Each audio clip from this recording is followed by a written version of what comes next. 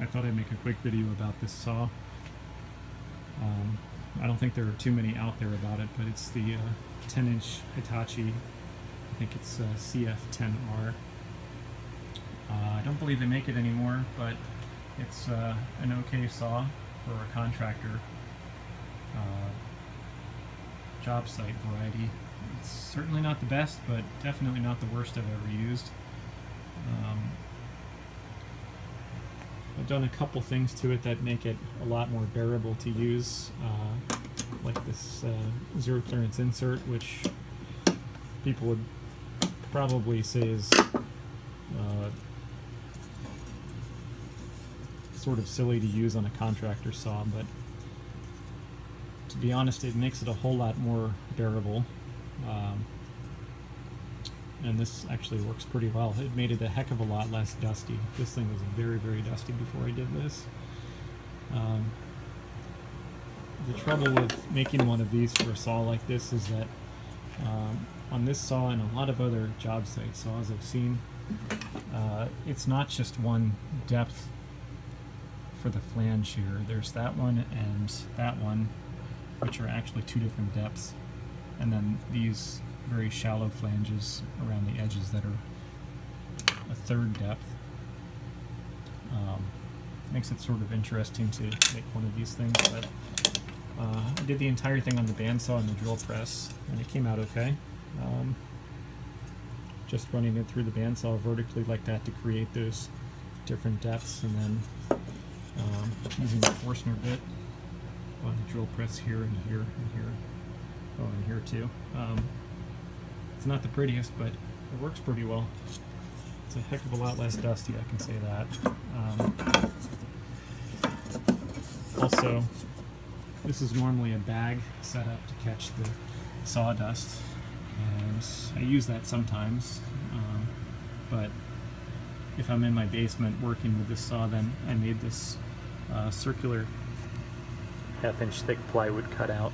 It's just held on with C-clamps right now, but I connected a shop vac or dust collector hose to the center. That also makes it a lot less dusty. That and the zero clearance insert go a long way to doing that. For a job site saw, the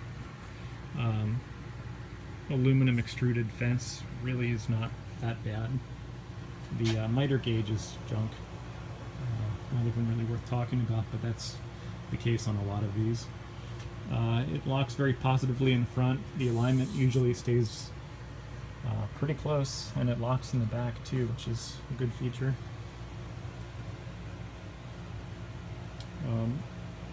If I had to buy another contractor saw, I would probably buy this one again. I don't think it was very expensive when it was being produced, but for $200 or $300, whatever it was, if I needed one, yeah, I'd probably buy it again.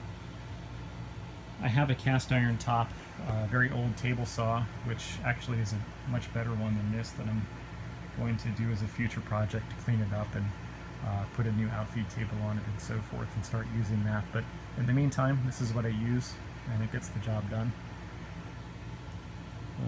I got it for close to free, I think, several years ago. So the previous owner removed the guard and the driving knife, but I get along fine without it for now. So yeah, that's it.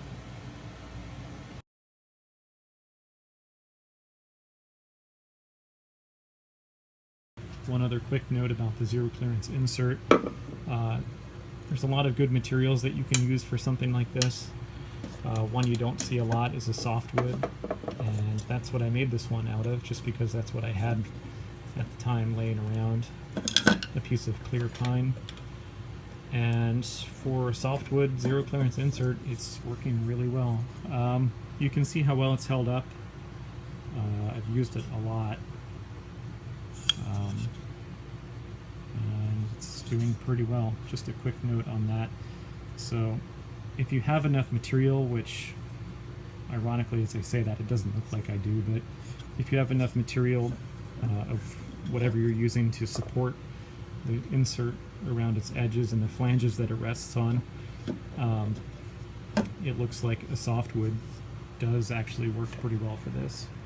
So that's just my 2 cents on that.